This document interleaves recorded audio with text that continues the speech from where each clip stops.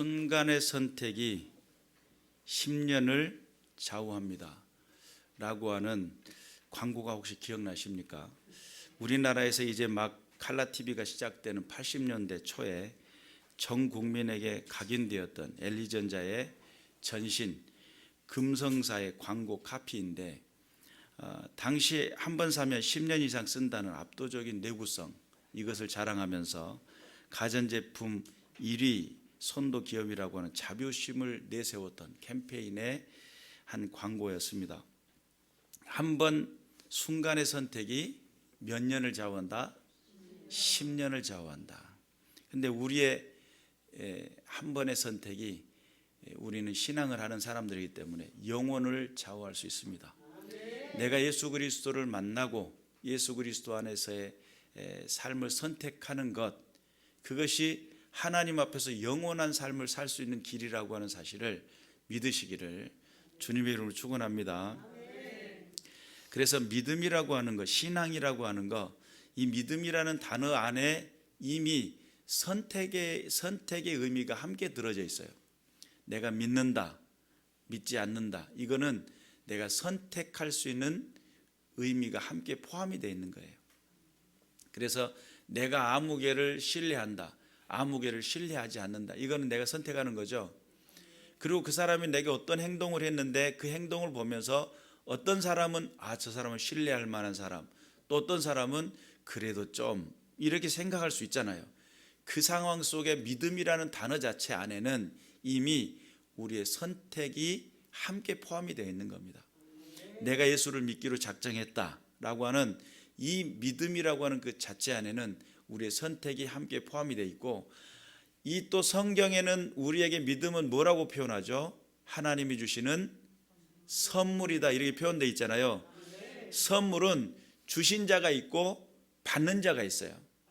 하나님은 누가 됐든지 간에 선물을 주시기를 원하셔요. 하나님의 선택은 모든 백성들을 하나님 안에서 구원받기를 원하고 계시고, 예수 그리스도의 그 은혜 안에 들어오게 하시기를 원하시는 분이 하나님이시다. 그러니까 하나님의 선택은 많은 이들에게 다 주시는 것이 하나님의 선택이시고요, 받는 사람들은 바울 사도가 이야기했던 것처럼 믿음은 모든 자의 것이 아니니라 라고 하는 것처럼, 받기를 원하는 사람은 받을 것이고 그렇지 않기를 원하는 사람은 받지 못하는, 그래서 하나님이 아무리 좋은 것 주신다고 해도 안 받을 사람은 안 받는 거죠. 그래서 우리 인생 속에 선택이라는 것을 잊지 마시길 바라고, 내가 믿음을 선택했잖아요. 그러면 그 선택에는 반드시 큰 의미가 있습니다. 내가 어떤 것을 선택해 이게 더 좋은 거야 라고 선택을 했는데 그것이 진짜 좋은 거라고 한다면 거기에는 엄청난 사건이 되겠죠. 그래, 하나님이 나를 부르시고 그 부르심의 의미를 깨닫고 그 의미 안에서의 삶을 선택할 수 있다고 한다면 그만큼 복된 사람은 없을 겁니다. 그런데 하나님의 그 부르심을 받았음에도 불구하고 듣지 않으려고 하고 보지 않으려고 하고 그것을 따르지 않으려고 할 때는 하나님의 그 선택이 나에게 한없는 사랑이고 은혜이지만, 그럼에도 불구하고 그에게는 하나님의 그 은혜와 그 능력을 맛보지 못하게 되는 결과에 도달한다는 사실을 우리는 깨달아야 될 줄로 믿습니다. 오늘 우리가 함께 읽었던 이 본문의 말씀도 생명과 사망과 복과 저주 또는 복과 화, 이런 개념으로 설명이 되어 있는데, 이것 또한 하나님께서 모세를 통해서 우리에게 외쳐지는 선포입니다. 그래서 너 생명 살기를 원해? 아니면 죽기를 원해? 아니면 너 복 받기를 원해? 아니면 너 저주 받기를 원해? 그 둘 중에 하나를 선택하라는 거예요. 그래서 오늘 이 본문의 말씀을 차근차근 한 번씩 읽어보면서 우리 말씀을 한번 묵상하는 시간 되었으면 좋겠습니다. 14절에 보니까 오직 말씀이, 그 말씀이 내게 매우 가까워서 그래요. 매우라고 하는 이 단어가 메오드라고 하는 단어인데, 매우 또는 열렬함, 급속히, 그리고 힘있게, 빠르게, 뭐 이런 뜻을 가지고 있어요. 그래서 오직 그 말씀이 너에게 매우 가까웠다라고 그러잖아요. 매우 가까웠다. 그럴 때 이 하나님의 말씀이 그 이스라엘 백성들을 향해서 모세가 외쳐지는 말씀 중에 모세가 외치잖아요. 그런데 이스라엘 백성들이 하나님의 말씀을 어떻게 경험을 했냐면 당시 애굽이라고 하는 엄청난 강대국 가운데서 그 나라 그 하나의 민족이 이스라엘이라는 민족이 출애굽을 하잖아요. 그러면서 그 과정 중에 뭘 봐요? 하나님의 놀라운 기적의 역사를 봐요. 그래서 하나님이 하시는 말씀들 모세를 통해서 행했던 10가지의 기적들, 이변들이라고 이제 애굽 입장에서는 이변들이죠. 이집트 입장에서는 이변이고 그리고 또한 이스라엘 백성들 입장에서는 하나님의 권능이에요. 그래서 하나님의 크고 놀라운 그 말씀들이 어떻게 이행되어지고 어떻게 실행되어졌는지를 보여주는 것을 보았다는 거예요. 그러니까 그 말씀이 오직 그 말씀이 내게 매우 가까워서 그러니까 급속하게 열렬하게 하나님의 말씀이 그냥 적당하게 이렇게 다가오는 것이 아니라 한꺼번에 훅 하고 다가왔다는 거예요. 그 다가오심이 엄청 급속하게 살아계신 하나님의 임재와 그 능력으로 확 다가왔다는 거예요.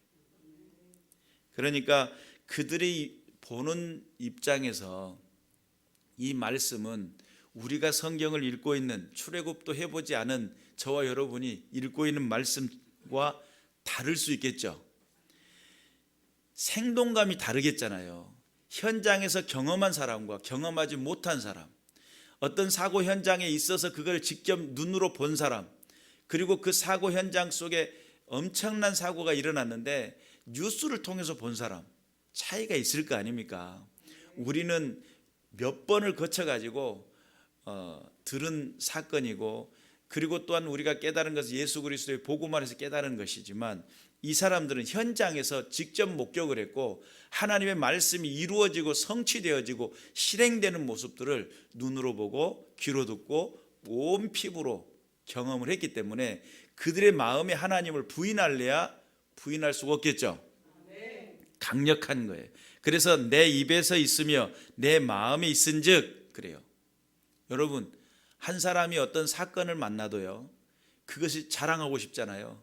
내가 오늘 어느 장소로 갔는데 어떤 사건을 만났어. 엄청나더라. 삼중추돌이 일어나는데 막 차가 이리 튀고 저리 튀는데 거기서 사람이 막 나울뚱말뚱하고 막 그러면서 그거 사건 하나만 보더라도 그 사람을 만나는 사람마다 너 오늘 그 사건 들었어? 이야기 들었어? 나는 직접 봤다니까. 자랑하겠죠. 그러니까 그 현장에서 목격한 이 사람들은 매우 가까워서 내 입에 있음이에요. 그 사건을 눈으로 직접 보고 피부로 체험했고 마음에 하나님의 임재를 경험했던 그 사람들은 입술로 자랑하겠죠. 그리고 또 그 마음에 그 사건이 늘 존재하겠죠. 잊어버리지도 않아요. 하나님의 그 놀라운 능력을 잊어버리지도 않아요. 그러니까 하나님의 말씀은 컨텐츠라고 이야기를 해봅시다. 하나의 내용이라고 본다면 하나님의 말씀이 그냥 내용이 아니라 하나님이 임재하시는 역사이기 때문에 실제하신 하나님이 함께하는 역사예요.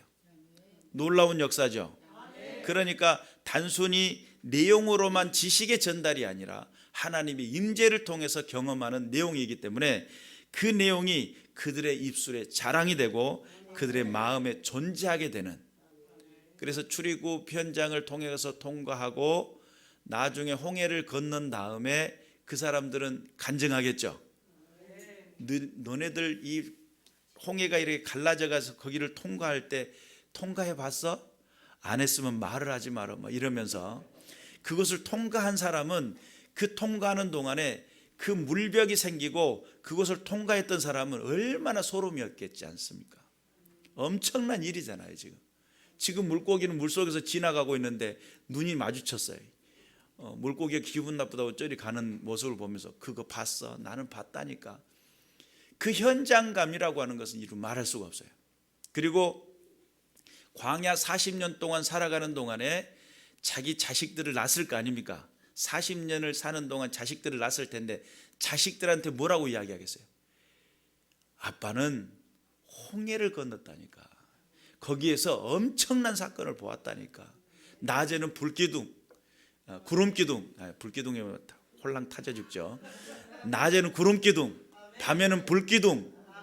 그 하나님의 임재를 경험하고 있는 그들에게 홍해라고 하는 그 사건을 이야기할 때 하나님의 그 놀라운 은혜를 간증을 할 때 적당히 하시겠어요? 양쪽에 거품이 물리고 막 침이 튀겨나가면서 하나님이 역사하시더라. 그리고 그것이 과거의 이야기가 아니라 그 광야의 40년 동안은 하나님이 함께 동행하는, 아침마다 만나가 떨어지고 또한 갈증이 날 때는 반석에서 물이 나는 엄청난 역사를 보았겠죠. 그러니까 그들에게 있어서 출애굽 또는 홍해, 그리고 또한 광야에서의 만나, 그리고 또한 마라의 씀을, 반석에서 물이 솟아나는 그 놀라운 역사의 현장들은 그들이 생생하게 전달되는 하나님의 임재요, 하나님의 역사요, 하나님의 능력이라는 거예요. 근데 그런 능력을 맞이했던 그 사람들에게 그 내 입에 있으며 그것이 그 말씀이, 오직 그 말씀이 내게 매우 가까이, 그냥 내 삶의 내 모든 영역 가운데 이미 침투해 버린 거예요. 그리고 그냥 내 기억 속에 뿐만 아니라 내 현장 속에 살아가고 있는 그 한 걸음 속에 하나님의 임재는 강력하게 역사한다는 거예요. 그래서 너는 그걸 자랑하지 않느냐, 이런 뜻이에요. 너의 마음 속에 그 기억이 아직도 새록새록 기억나고 있지 않느냐. 홍해에서 마주쳤던 그 바닥을 보지 않았느냐. 다른 사람은 배를 타고 건너갔는데 그 바닥을 보지 않았느냐. 그리고 너희가 건너간 후에 홍해가 닫혀졌을 때 그 애굽의 600승이나 되는 전차가 수몰되는 걸 보지 않았느냐. 어마어마한 사건이죠. 그러니까 거기에서의 목격담은 정말 조금 보태면 엄청난 역사가 일어나는 거예요. 그리고 좀 말하기 좋아하고 약간의 그 허세끼가 들어가 가지고 표현하는 사람들은 더 많이 과장하고 힘있게 이야기하지 않겠어요? 하나님의 임재는 그렇다는 거예요. 그 능력이라는 거예요. 그러면 이를 행할 수 있느니라 그랬어요. 내 입에 있으면 내 마음에 있은즉 내가 이것을 행할 수 있느니라. 하나님의 놀라운 역사와 그 능력을 본 너는 그것을 행동으로 옮길 수 있느니라, 이런 뜻이에요. 그리고 15절을 보니까 보라, 내가 오늘 생명과 복과 사망과 화를 내 앞에 두었나니 그랬어요. 생명이라고 하는 히브리어 말로 하이라고 하는 단어인데 살아있는, 신선한, 힘센 생명, 뭐 이런 뜻이에요. 하이라고 하는 이 단어가 살아있는, 힘센. 여러분, 엄청난 골리앗이 다윗에게 딱 맞고 목이 댕강 베어진 다음에 움직여요, 안 움직여요? 골리앗 힘 세죠? 엄청나게 힘이 셈에도 불구하고 죽고 나면 못 움직여요. 그것이 사람이라는 거예요. 영웅도 마찬가지고 호걸도 마찬가지예요. 죽고 나면 파리 한 마리도 못 쫓아요. 살아있을 때는 조그만 아이일지라도 파리를 쫓아낼 수 있지만 죽으면 영웅일지라도 눈 밑에서 빨고 있는 파리를 쫓아낼 수가 없어요. 귀찮다, 저리 가라 할 수가 없어요. 그러니까 살아있다라고 하는 것은 힘세다는 거예요. 활력 있는 겁니다. 그리고 신선하다는 뜻이에요. 죽어갈 때 신선도가 떨어지죠. 고등어가 점점 신선도가 떨어지면 이게 점점 색깔이 탁해지잖아요. 그리고 그 여러분들 주부님들은 아시겠지만 동태 눈깔, 동태 눈깔 같이 그렇게 흐리멍텅해지면 안 됩니다. 살아있다라고 하는 생명이고, 또한 여기에서 이야기하는 복은 토브라는 뜻인데 좋다, 좋은이라는 뜻이에요. 선한, 좋은. 우리 교회 이름이 뭐예요? 좋은 교회. 거기서 말하는 굿 처치 그러는데 좋은이라는 뜻이에요.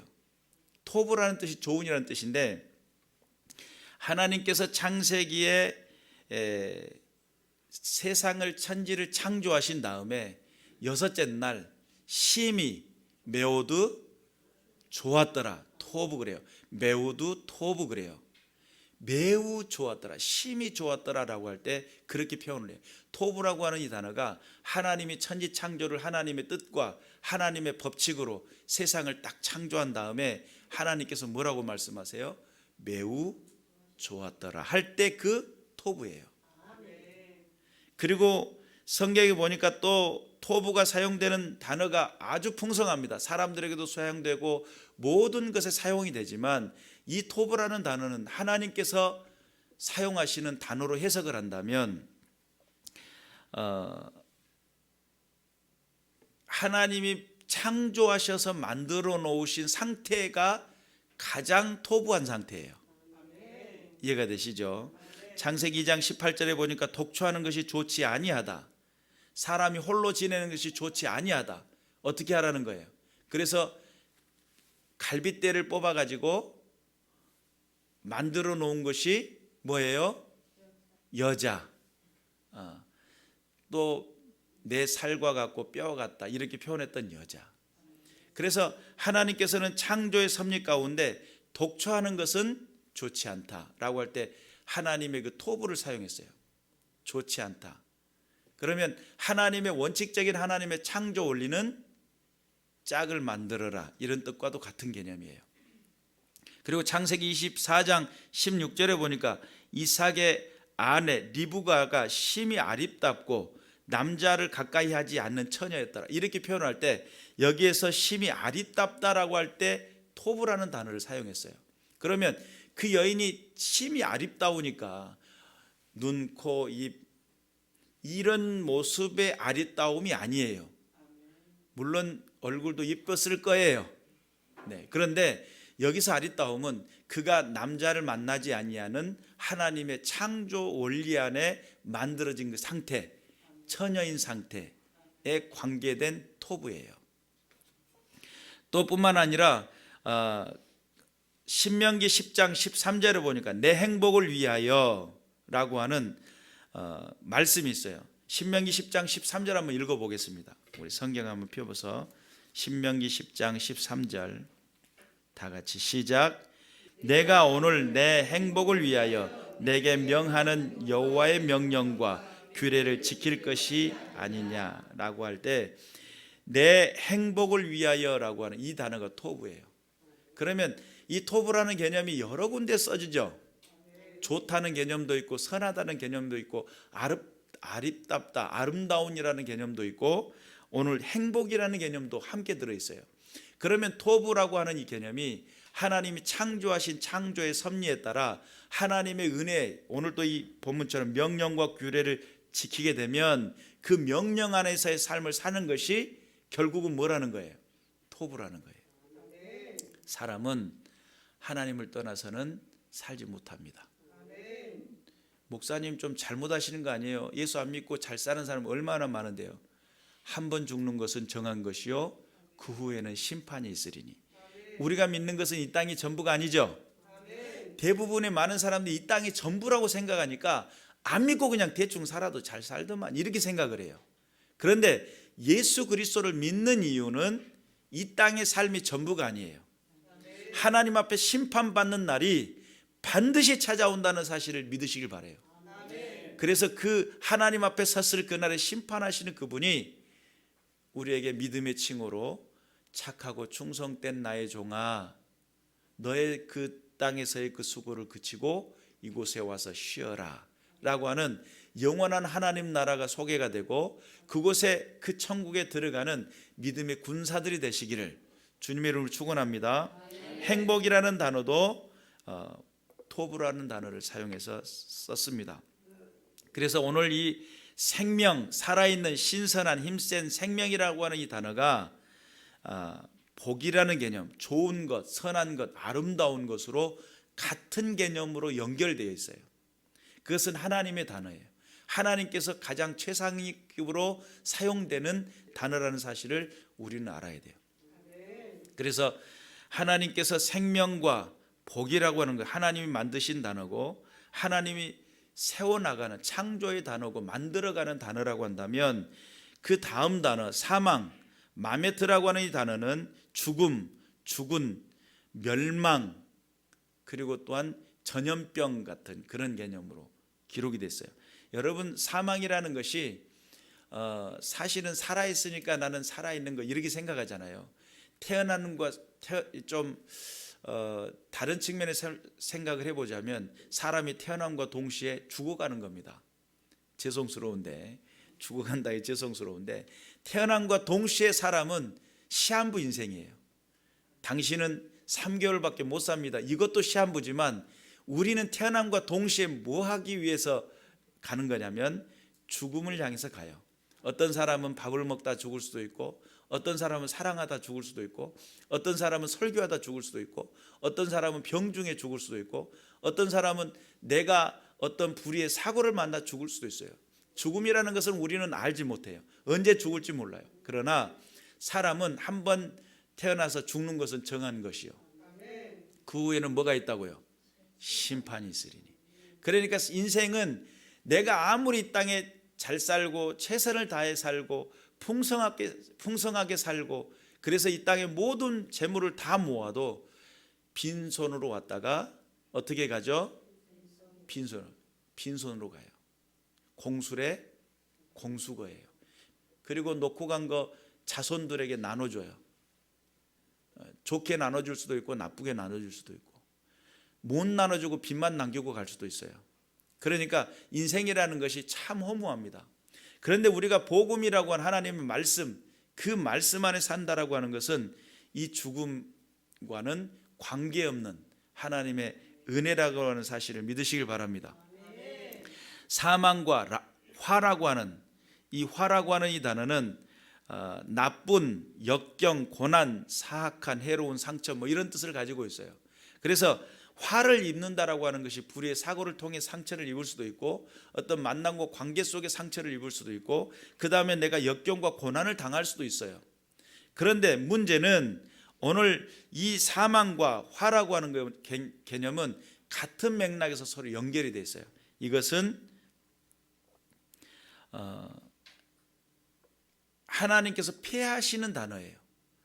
생명과 복이라고 하는 토브라고 하는 단어는 하나님이 만드시고 조성하시고 세워가는 단어라고 한다면 사망과 화는 이 땅에서 폐하시는 이제 그만이라고 하는 하나님께서 정하시는 때라고도 볼 수 있습니다. 여러분 생명과 또한 복을 받기를 원하십니까? 아니면 사망과 저주, 화를 입기를 원하십니까? 라고 물어본다면 여러분은 반드시 살고 복 받기를 원하죠? 정말 살고 복 받기를 원하십니까? 대부분의 많은 사람들이 선택하라면 좋은 것만 선택을 합니다. 그리고 나는 잘 살고 그리고 복도 그냥 통통하게 받고 이렇게 생각을 합니다. 그런데 사실은 하나님께서는 무엇을 이야기하고 있냐면 생명과 복을 받을 수 있는 비결을 알려줘요. 너희가 정말 생명과 복을 받기를 원한다고 한다면 집중해서 보아라 라고 하는 말씀이에요. 16절에 보니까 곧 내가 오늘 내게 명령하여 내 하나님 여호와를 사랑하고 그 모든 길로 행하며 그의 명령과 규례와 법도를 지키라 하는 것이라. 그리하면 내가 생존하며 번성할 것이요 또 내 하나님 여호와께서 내가 가서 차지할 땅에서 내게 복을 주실 것임이니라. 여러분 하나님 앞에 내가 살고 복받는 비결에 대한 이야기를 해놓았어요. 그러면 이 복받는 비결이 뭐냐면 모든 길로 행하며 그랬어요. 이 길이라고 하는 이 단어가 데레크라고 하는 단어인데 이 데레크는 행동의 양식을 포함합니다. 대화하는 모습도 들어가고 습관도 들어가요. 그리고 태도나 그리고 길이니까 여정이 되겠죠. 그러면 여기서 모든 길로라고 했을 때 하나님의 말씀하시는 행동 패턴이 있어요. 하나님이 일하시는 패턴이 있어요. 하나님이 가지고 있는 습관이 있어요. 하나님께서 우리에게 대화하시는 방식이 있어요. 그것이 하나님께서 원하시는 길이에요. 하나님께서 원하시는 그 여호와의 도라고 하는 여호와의 길이라고 하는 이 개념은 창세기 18장 19절에 뭐라고 하냐면 의와 공도를 행하게 하기 위함이라는 거예요.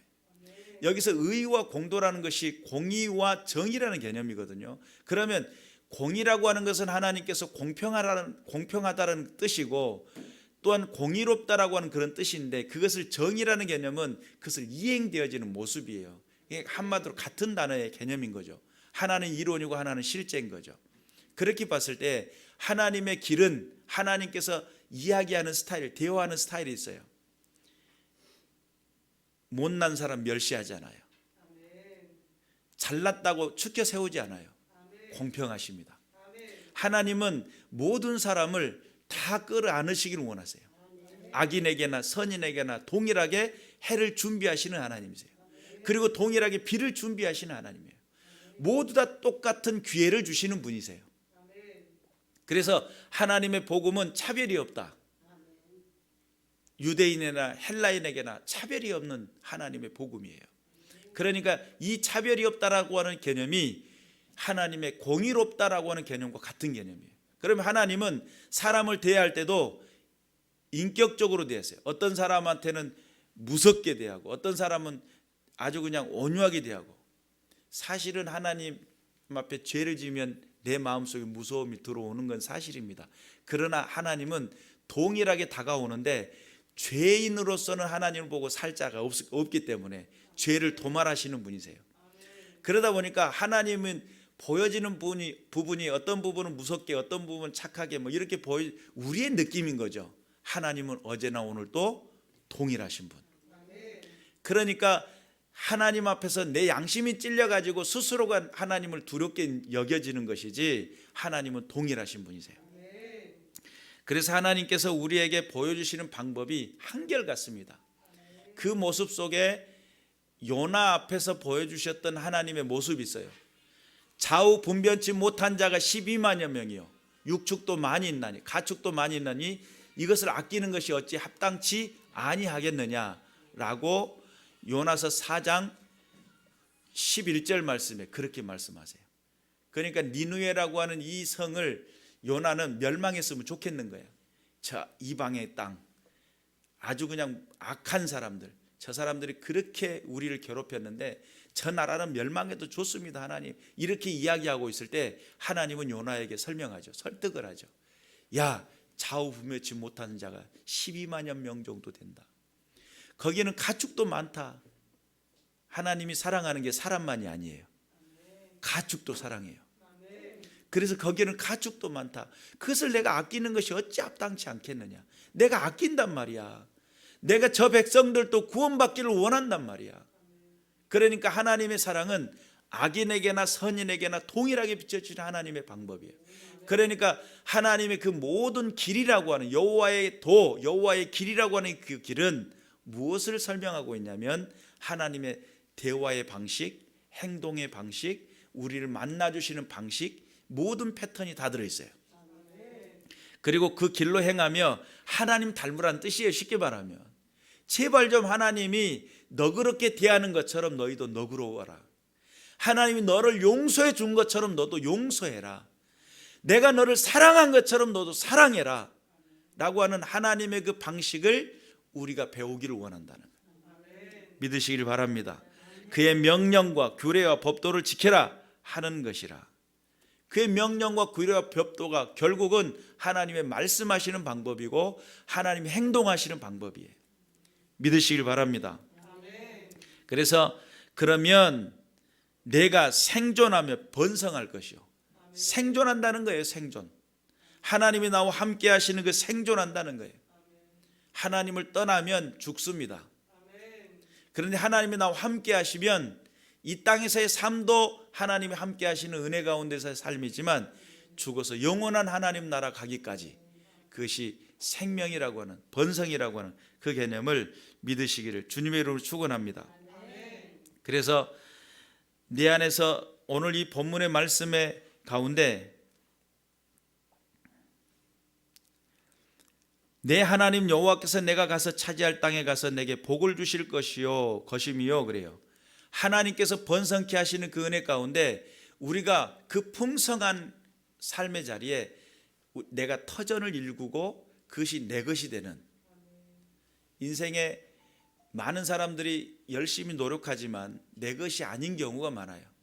열심히 투자하고 노력하지만 투자해서 다른 사람에게 가게 되는 그런 일들이 많아요. 그런데 내가 수고하고 노력하고 열심히 살았더니 하나님께서 내게 복을 주시는데 하나의 믿음의 가정을 세우시고 가정 안에 삶의 식구들이 삶의 자리에 풍성하게 누릴 수 있도록 그 풍성한 누림의 자리를 허락하시고 그것이 하나의 삶의 터전이 되어서 생활의 터전이 되고 그것이 하나의 울타리가 되게 하시고 하나님이 지켜주시는 보호하시는 보호의 장벽이 된다면 여러분 깨어 있으시길 바랍니다.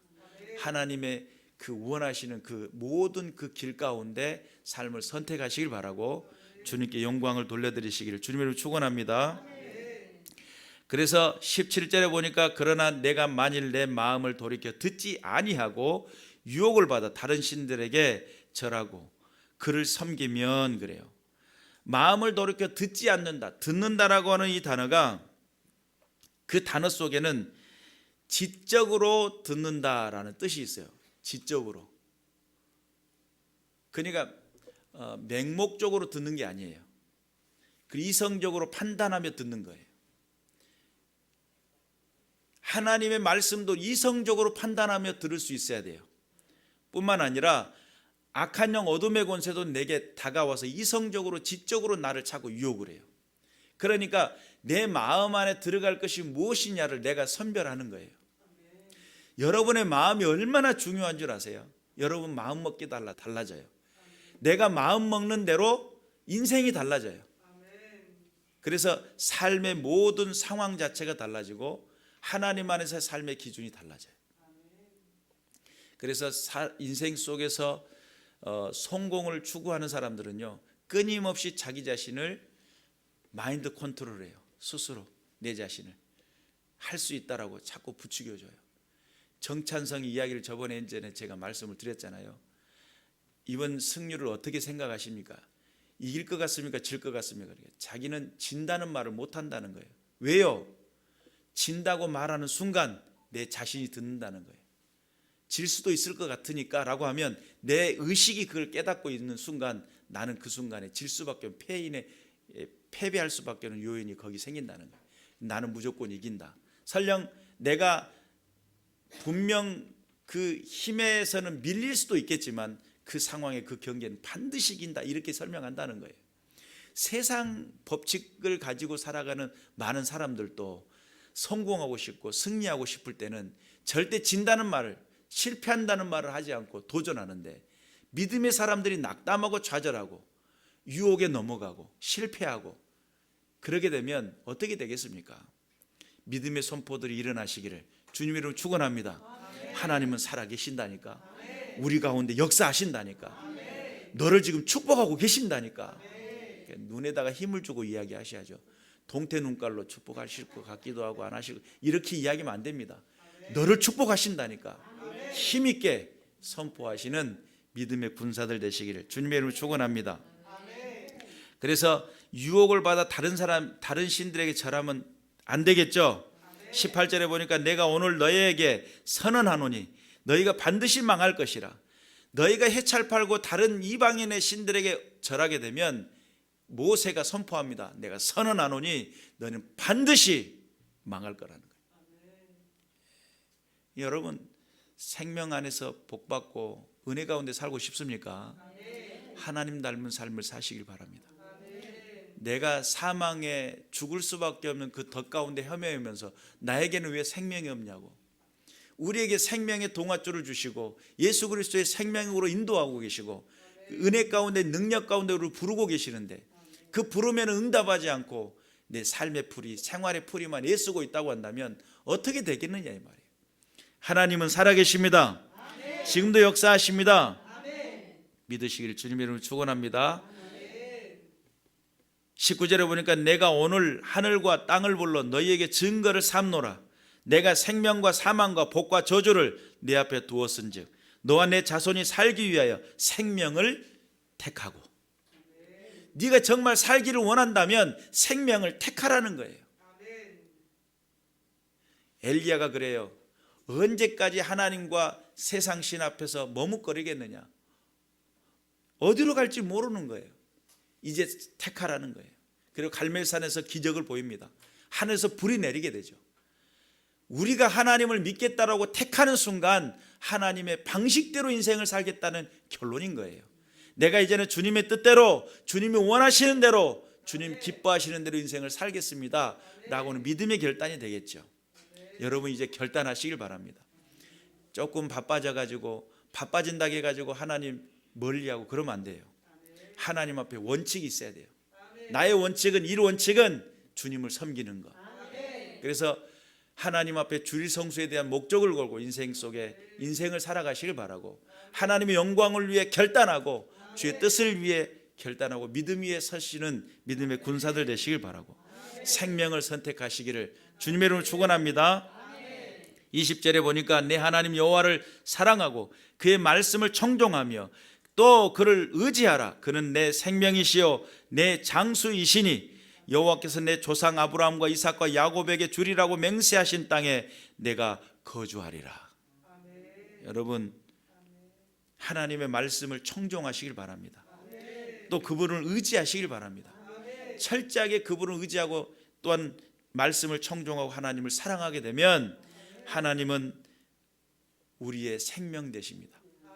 예수 그리스도를 보내셨고 성령 하나님을 보내셨으며 하나님께서 우리를 창조하시고 조성하시는 토부의 세상, 가장 좋은 세상으로, 창조의 세상으로 우리를 부르고 계심을, 그래서 비록 우리는 에덴은 아니지만 하나님께서 주시는 좋은 것, 그래요. 아들이 떡을 달라면 돌을 주고 생선을 달라면 뱀을 주겠느냐, 하물며 악인일지라도 좋은 것을 주지 않겠느냐 라고 이야기를 해요. 그래서 좋은 것이라고 하는 이 개념을 다른 성경에서는 성령을 주시지 않겠느냐 이래요. 그럼 우리에게서 토부의 개념은 가장 좋은 것은 성령 하나님의 임재입니다. 내 인생 속에 풍요를 누리고 삶의 기쁨을 누리는 가장 좋은 상태는 성령과 더불어 함께하는 상태. 말씀 읽는 거 게을리하지 마세요. 기도하는 거 적당히 타협하지 마세요. 하나님 앞에 정한 때에 엎드릴 줄 알고 하나님의 뜻에 순종할 줄 알고 주님의 부르심 앞에 영광이라고는 기준 아래 열심히 나가세요. 여러분, TV의 JYP 아시죠? 누구죠? JYP. 근데 이 사람이 한 이야기가 있어요. 명언이라고 유튜브 짤로 돌아다녀요. 너희가 성공하고 싶냐? 이렇게 질문을 해요. 그래서 성공하고 싶으면 생각해 보라는 거예요.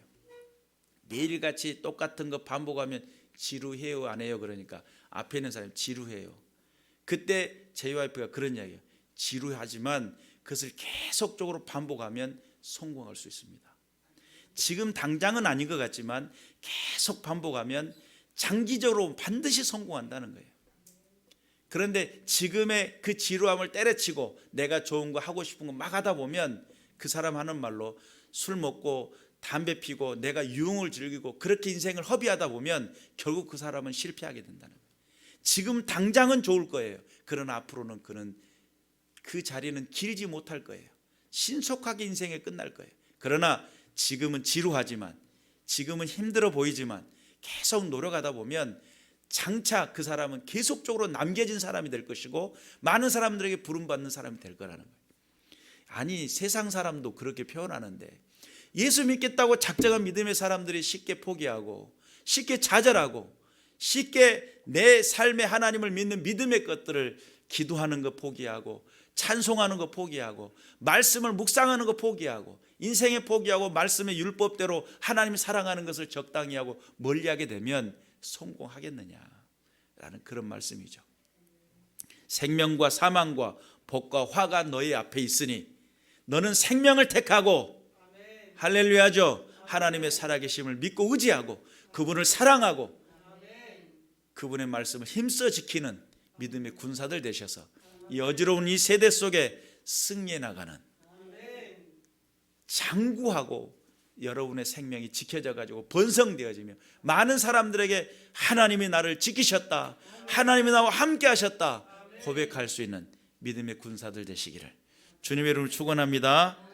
기도하겠습니다.